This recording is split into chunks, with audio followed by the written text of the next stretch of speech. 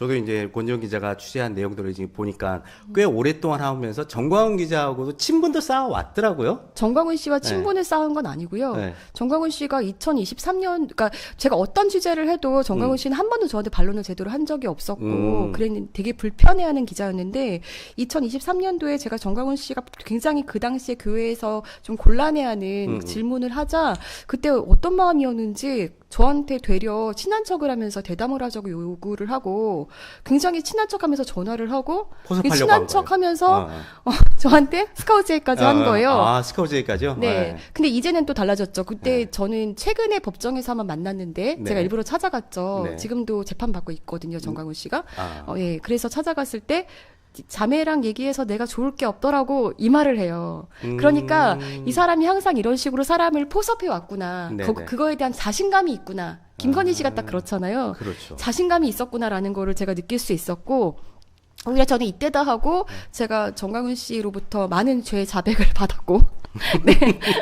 그거 아주 비슷하네요. 김건희하고 이명수 기자의 관계. 솔직하다. 이거를 굉장히 무기로 삼는데 굉장히 문제되는 발언들을 많이 하고 그렇게 해서 세를 모을 수 있었던 것도 그리고 이 사람이 가장 위험한 이유도 저는 그거라고 보는데요. 누가 봐도 범법이에요. 불법이에요. 해서는 안 되는 거예요. 그런데 이거를 너무 아무렇지도 않게 뻔뻔하게 해요. 말도 그렇고 행동도 그렇고. 대놓고 하죠. 아주 네. 그냥. 그러면서 그거를 보편화시키는 거예요. 이거를 그러니까 사람들이 볼 때 그래도 대형교회 목사들이 생각이 같은 목사들 되게 많잖아요. 그렇죠. 그래도 그렇게 하지 않았던 이유는 이렇게 하면은 이거는 사람들의 지탄의 대상인데 이런 인식이 있기 때문에 숨어서 하는 거거든요. 근데 정광훈 씨 숨어서 하지 않아요. 그러면서 오히려 나는 이렇게 떳떳하잖아. 그래서 죄를 오히려 보편화되게 만들어 버리는 이게 굉장히 위험하고 정광훈이 이 사회에서 굉장히 악영향을 끼치는 이유다. 저는 이렇게 봅니다. 그러니까 이제 1편을 하면서 이제 정광훈이 왜 한기총회 회장이 됐는지 그 내막을 보니까 이제 뻔하더라고요. 대형 교회들의 그 기득권을 유지하기 위해서 스피커가 필요한데 그동안 정광훈 말이 막말 심해한데 자기의 그 욕구에는 딱 맞아떨어지는 사람이더라고요. 맞아요. 그러니까 한기총 회장을 시켰던 거죠. 그러니까 비유를 하자면 이런 거예요. 목사들이 대부분 그 생각이 비슷하잖아요. 대놓고 내가 하기에는 그렇죠. 본인들은 점잖은 척하고 해야 되니까. 점잖은 척 해야 되니까. 그리고 교회 성도들 중에도 그렇지 않은 사람들도 또 있으니까 많아요. 동의하지 않은 사람들도 있고 이 눈치 저 눈치 봐야 되고. 그런데 정광훈 씨는 자기가 앞장서서 막 그 망나니처럼 막 칼을 막 휘두르잖아요. 그러니까 뒤에서 박수치고 물밑 지원하고. 그러니까 이제 일반인들도 이제 정광훈을 언제 처음 알았냐면 그 2019년도 한기총 회장 되고 나서 문재인 하야 범국민 투쟁운동본부 그거 할 때 이제 뉴스에 나와서 그때 이제 처음 알았거든요. 그때 많은 사람들이 그때 알았고 사실 개신교인들이 정광훈 씨에 대해서 안 거는 2005년도경의 빤스 발언 때문에 많이 알았고요. 빤스 목사. 네. 그거 충격적이었습니다. 네, 빤스를 내리면 내신도요 아니면 똥이다 뭐 이런 발언. 그리고 그러니까 이제 목사라는 이제 종교적인 신분을 가지고 정치 활동을 굉장히 많이 했단 말이에요. 네. 근데 저는 이제 그분을 보면서 생각한 게 이분은 목사가 아니라 비즈니스맨이라는 생각이 아주 강하게 들었습니다. 맞습니다. 사실상 정치적인 형태를 띠기 전부터 먼저 저는 사업이 먼저였다고 보는데. 그렇죠. 네, 제가 파악한 바로도 이런 어떤 성교 카드라든지 콜센터 이런 것들을 2004년 5년 이때부터 했거든요. 그리고 그때 당시에 시드머니를 마련하게끔 도와준 데가 금남교회. 네. 금남교회 많이 들어봤습니다. 최근에 이제 부산 그 집회에도 금남교회 사람들 많이 왔었고 광주에도 왔었고요. 그리고 정광훈 씨는 그때부터 굉장히 그러니까 어떻게 보면 사기성이 농후한 말들을 굉장히 많이 했는데 2006년도인가 그때도 유람선을 타고 한강에서 대형 집회를 열 거다. 이런 식으로 해서 그 목사들 주머니도 많이 털었어요. 근데 안 했거든요. 네, 그런 식으로 이 사람은 굉장히 이제 뻥카를 많이 날리면서 사업의 진심이었다. 예전에도 그래서 제가 2019년도에 파악한 사업체들이 뭐 지금도 계속 이제 이름을 바꾸고 뭐 대표를 바꾸면서 이어지고 있죠. 뭐 여러 가지죠. 뭐 출판사도 계속 하고 있고. 맞아요. 저희가 그렇지 않아도 정광훈 목사가 그 설교나 이거 집회 현장에서 그렇게 얘기를 하다가 갑자기 사업 얘기를 하는 경우가 꽤 많아요. 그래서 영상을 모아봤거든요. 우선 화면 보면서 얘기를 나눠보도록 하겠습니다. 헌법이 보장하는 국민 저항권입니다. 이거는 경찰도 탄압할 수 없어요. 헌법이요 국민 저항권을 보장하고 있어요. 우리 헌법 질서하에서 행정을 한다는 것입니다. 하기 위하여 우리는 자유마을 카드를 지금 다 발행하고 있습니다. 자유마을 카드 만든 사람 손들어 봐요. 이야 수많은 출판을 되는데 그런데 이게 3일 전까지 1000만 장의 자유마을 카드를 다 만들어야 되기 때문에 이것을 내가 분담하려고 자 현재야 되어봐라 이렇게 나타났어요. 1번부터 100만 번째까지 100만 번째까지는 요거는 사랑제일교회가 당도를 해낼 것입니다. 사랑제일교회가 전부 교부장들 예산들어서 1번부터 100만 번까지 왔습니다. 그 다음에 100만부터 200만까지는 누가 하느냐 김종대 대공무원이 해낼 것입니다. 네, 화면에서도 보셨듯이 국민 저항권 얘기를 하다가 갑자기 카드 얘기를 해요. 네.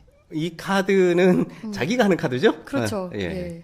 이 카드를 쓰면은 최대 한 4%까지 그 수수료가 전광훈 계속 목사 떨어지고. 들어가죠. 예. 그러니까 예전에는 이 수수료가 어디로 흘러갔었냐면은 청교도 영성훈련원으로 들어갔었거든요. 청교도 영성훈련원. 네. 예. 근데 그 지금- 전광훈 목사가 만든. 그렇죠. 데죠. 근데 거기서 예전에는 목사 사모들을 데리고 집회를 많이 했었어요. 그러니까 정광훈 씨의 주 고객은 음.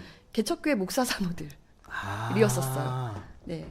그러면서 그때는 초창기에는 정광훈 씨가 무료 집회를 많이 했어요. 네. 그러니까 욕심 없는 네. 굉장히 열심히 하는 목사구나 이렇게 생각하고 거기에 지원하는 또 목사들이 많았다는 거예요. 그런데 속내가 있었던 거라고 봅니다. 정광훈 씨는 제가 취재한 바로는 본인의 호적까지도 저는 거짓말인 것 같은데. 아유, 예.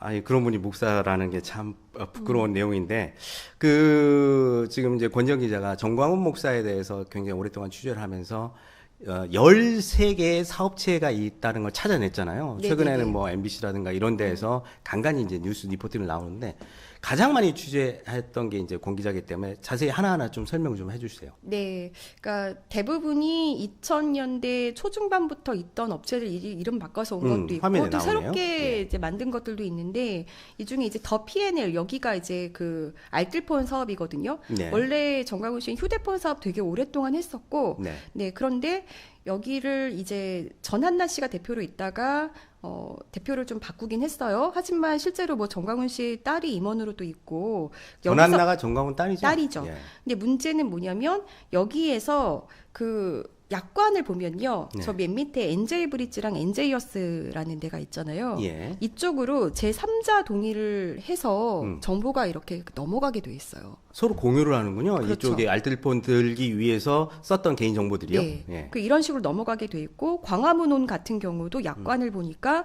여기도 그 개인 정보라든지 그런 뭐 이런 정보 같은 것들 있잖아요. 예. 뭐 쿠키 정보. 주소, 그다음에 핸드폰 뭐 이렇게 그런 찍으면 쿠키 것뿐만이 정보. 아니라 뭐 예. 차량 이동 정보 뭐 이런 것까지 기타 정보 차량 이동 정보도요? 예, 그런 것까지도 수집되게 되고 쿠키 정보 이런 것까지 다 수집이 되게 돼 있고 이런 거를 받아서 문제는 또 뭐냐면 거기 사업 목적들을 보니까 광화문온, 더 P&L 그리고 네 리더스 프로덕션 이 세 군데에서는 여론조사 자문 및 뭐 데이터베이스업 이런 게 또 사업 목적에 들어가 있어요.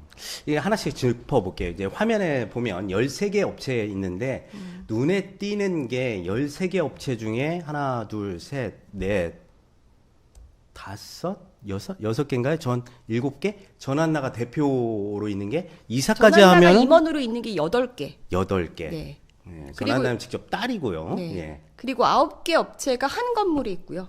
9개 업체가 한 건물에 있고 네. 저기 양메리는 며느리 며느리입니다. 있죠? 예, 네. 며느리고 본명은 이제 다른데요. 네. 양멜이라고 알려져 있죠. 네.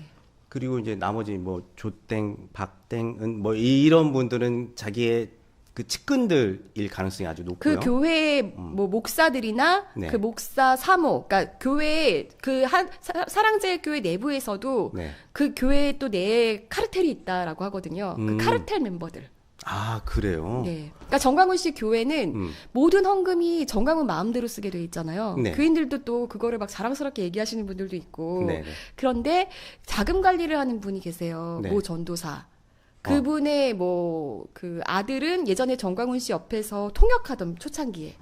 그리고 사위는 지금 정광훈 씨의 그 명목상 대표, 바지 사장.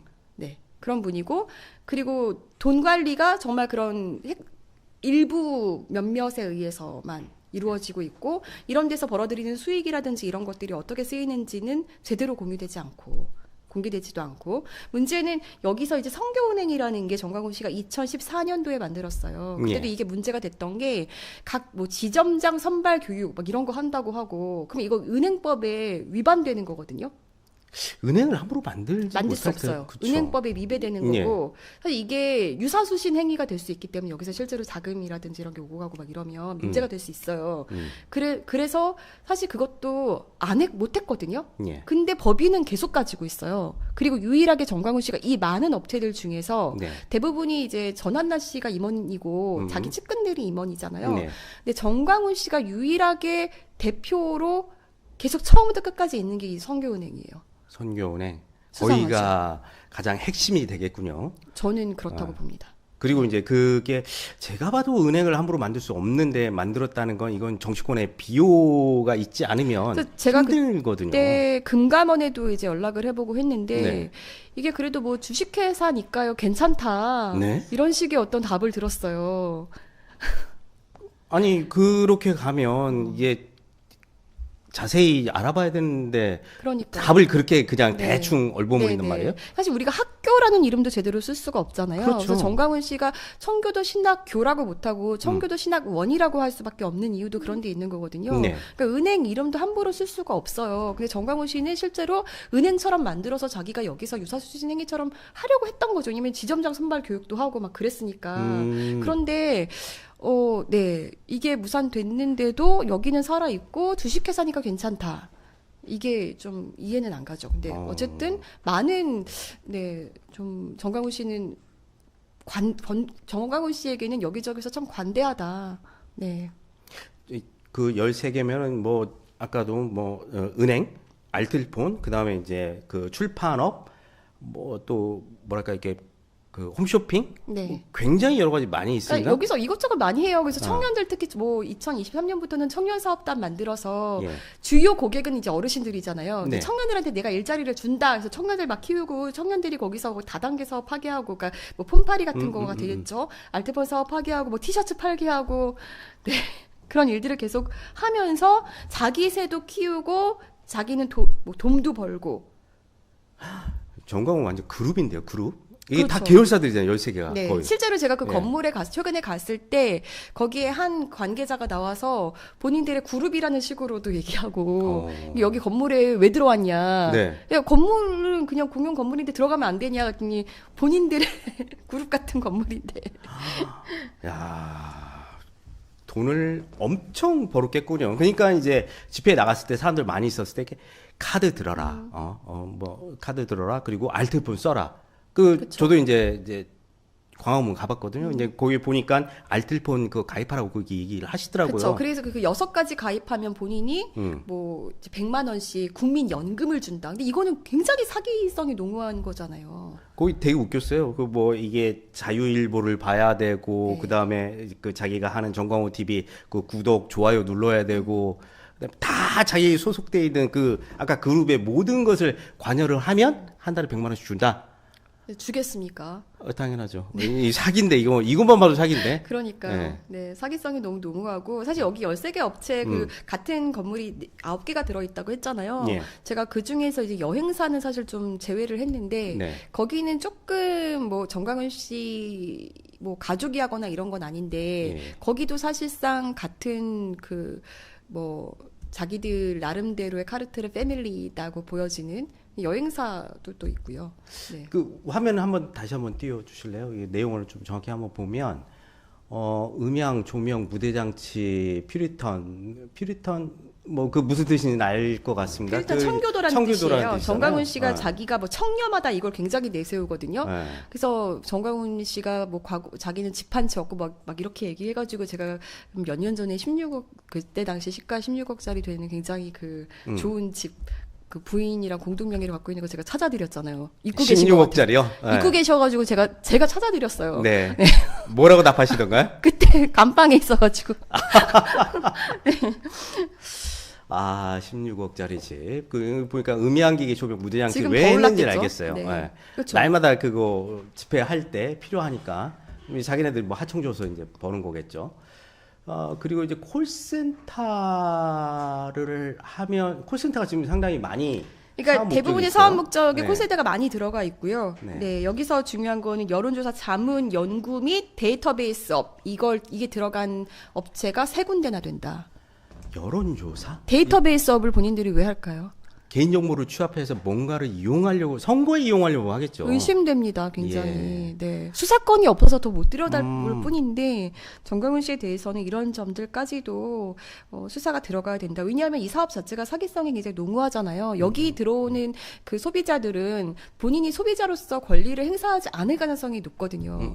소비자들에게 원래 이런 것들을 할 때 제대로 고지하는 게 기본이에요. 그런데 그렇죠. 약관에 있는 내용 제대로 고지했을까요? 여기 있는 소비자들의 문제점은 고지하지 않고 나중에 문제가 되더라도 애국을 위해서 선교를 위해서 한 건데 내가 이거 뭐 문제라고 제기할 수 있겠어? 라는 생각을 가지실 분들이 태반일 거거든요. 이런 걸 노리는 거고 정광훈 씨는 정말 땅 짚고 헤엄치는 사업을 했다.